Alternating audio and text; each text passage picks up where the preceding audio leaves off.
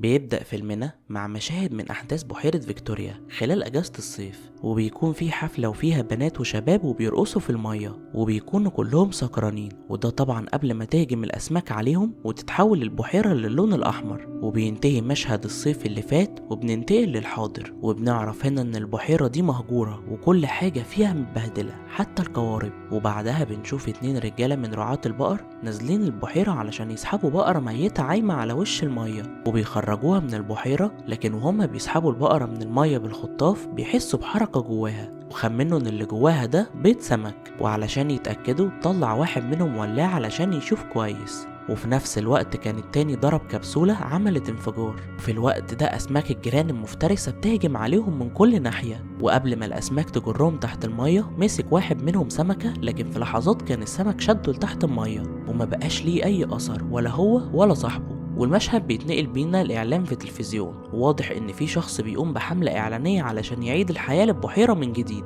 وبيستخدم كل أنواع الدعاية للإعلان عن البحيرة. وبتظهر بنت زوجته اللي اسمها مادي وبتكون شريكته في حملات الدعاية، وهي بتستكشف المكان بتشوف بنات لابسين ومش لابسين في نفس الوقت، وبيكونوا جوه حمام السباحة وكاميرات متوصلة بشاشات عرض كبيرة بتعرض أجسام البنات لما بيخرجوا من المية. فبتتضايق من كل اللي بيحصل ده وما بيكونش عاجبها الوضع. وبيجي الليل وبتحتفل مادي واصحابها في حمام السباحة وبيضربوا الألعاب النارية في السماء وبيبتدوا يشربوا ويتبسطوا. وبيظهر شاب اسمه فايل وبيكون شغال ضابط أمن في المكان، وكان حبيب مادي القديم وسابوا بعض بسبب مشاكل في العلاقة بينهم، وشكله كده بيحاول يرجع العلاقة دي من تاني علشان يقضوا الأجازة سوا. وفي الناحية التانية بيروح 2 صحاب للبحيرة اسمهم شيليا وجوج، وبيقرروا ان هما ينزلوا سوا المية علشان يقضوا وقت لطيف. وهما في المية بتعوم سمكة ناحية شيليا وبتخبط فيها وبتفتكر ان صاحبها بيحاول يتحرش بيها، فبتتضايق البنت منه وبيخرجوا الاتنين من المية. وبنروح بعدها لأشلي وترافل، ودول بقى بيسيبوا الحفلة وبيدخلوا العربية بتاعتهم وبيعيشوا مع بعض. وهما مع بعض بتقترح أشلي على انهم يعملوا حاجة مجنونة، وبتبدأ تربط ايده بكلبش موجود في العربية وبتخبط رجله في الفرامل، فبتتحرك العربية بيهم ناحية البحيرة وبتغرق في المية. وبتخرج أشلي من شباك العربية وبتطلب المساعدة، لكن بالنسبة لترافل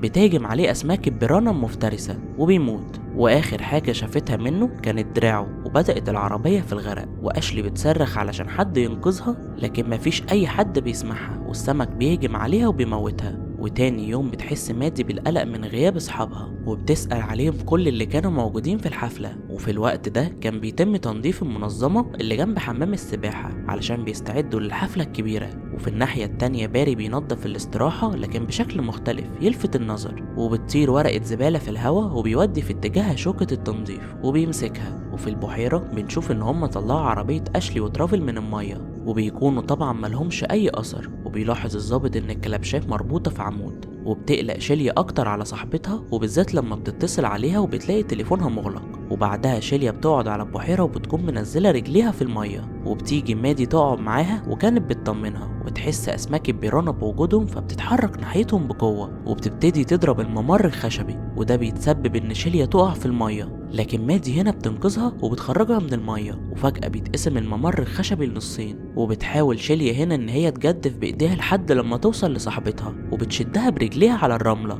وفجأة بتطير ناحيتهم سمكة البيرانا من المية وبتهجم على مادي، ولحسن الحظ بتمسكها بايديها وبتوقعها على الارض وبتموتها. وبيسمع بعدها شاب اسمه باري صوت عالي فجري ناحيتهم وبيعرف منهم اللي حصل، وبيتعرف على السمكة اللي اكتشف ان هي نوع مفترس جدا اسمه اسماك البيرانا. وبعد كده بياخدهم باري والظابط كي لعالم احياء بيكون اسمه كارلو، واللي بيعمل ابحاث على النوع ده من السمك. وفي البداية كان العالم مش عايز يقابلهم، بس لما عرف القصة منهم سمح لهم بالدخول وقال لهم انه بيعمل بحث ودراسة بخصوص النوع ده من الاسماك، وان النوع ده مفترس جدا ويقدر يخترق الحديد وبينجذب للاماكن اللي فيها ثاني اكسيد الكبريت، ومعنى كده انه هينجذب للمية اللي فيها كلور، ده طبعا زي حمامات السباحة. وفي الاخر بيقول لهم معلومات غريبة، وهو انه بيطور نفسه بسرعة وهيجي يوم ويقدر السمك ده يمشي على الارض. وبيجي الليل وبتكون لسه شيليا لسه بطنها وجعاها، فبتطلب من جوج ان هو يقعد معاها. وفي نفس الوقت بتوصل مادي عند البحيرة وبتصمم تفحص المية، وده علشان تتأكد ان هي مفيهاش كلور وان السمك المفترس مش هيقدر يدخلها. وطلبت من باري ينزل معاها علشان لو حصل حاجة ينقذها، ولكن باري بيكون ما بيعرفش يعوم خالص وبتضطر مادي ان هي تغطس لوحدها. وبتلاقي ان الشبكة المعدنية سليمة، وبعد ما خلصت فحص وهي راجعة بتهجم عليها سمكة وبتعضها، فبتعوم بسرعة ناحية الشاطئ وبتصرخ، فبيسمع كاي صوتها وبيجي وينقذها. ومن التعب بيناموا هما الاتنين على الأرض، وبيستغل كاي الفرصة هنا بإنه يرجع العلاقة بينهم. وفي الناحية التانية على الطريق بيوقف كاي شيت علشان السرعة الزايدة، وشيت طبعا صاحب الحفلة الكبيرة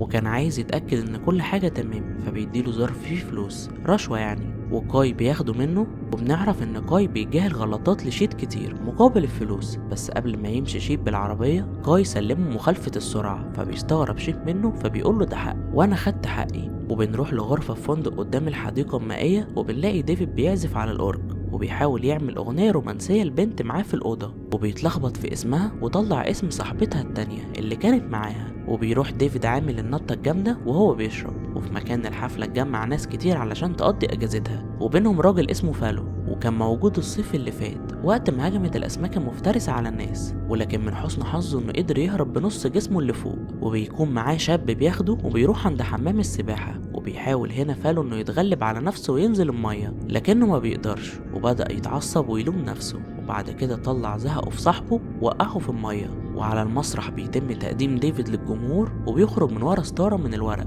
وكان لابس لبس خاص بيه. وبنعرف هنا ان هو ليه شعبية كبيرة، وبتتلم ناس كتير عليه وبيهتفوا باسمه، والبنات بتتجمع حواليه علشان تتصور معاه. وبعيد عن الحفلة بتفحص مادي المكان وبتقابل شيت، وبتقوله ان هي خايفة جدا من الاسماك المفترسة، وبيطمنها وبيقول لها ان المية ما فيهاش كلور نهائي، وان مصدر المية دي من باطن الارض. وبيقول لها انا مش مستعد اخسر الفلوس اللي عملت بيها مشروع، فبحاول ان اجمع فلوس باي شكل من الاشكال. فالحفلة بتبدأ والاسماك المفترسة بتظهر، واول حاجة بتدل على وجودها ان هي بتعض طفل صغير من رجله. وبيروح يقول لمامته بس هي مش بتصدقه، وبتعتقد ان ابنها اتخبط في اي حاجة، وبتطلب منه يروح عند مسؤول الانقاذ علشان يعالج الجرح. وبعدها بيروح الولد لرجل الانقاذ وبيكون ديفيد، ولكنه مش بيهتم بالولد نهائي. وبتظهر حالة عض تانية، وهنا مادي بتحس بالقلق ان في اسماك مفترسة في حمام السباحة، وبتبدأ تحذر الناس ان هم يخرجوا من المكان، بس بيمنعها كاي لانه خايف على مصلحة شيت، واكيد مصلحته طبعا. وبعدها بدقايق هجمت الاسماك على كل الموجودين في المكان، وفاليو هنا بيحاول يتدخل علشان يساعد الناس مرة تانية زي ما حصل الصيف اللي فات. وبيقوم على رجله الصناعية بكل شجاعة وبينزل حمام السباحة، وحاولت السمكة ان هي تعضه من رجله،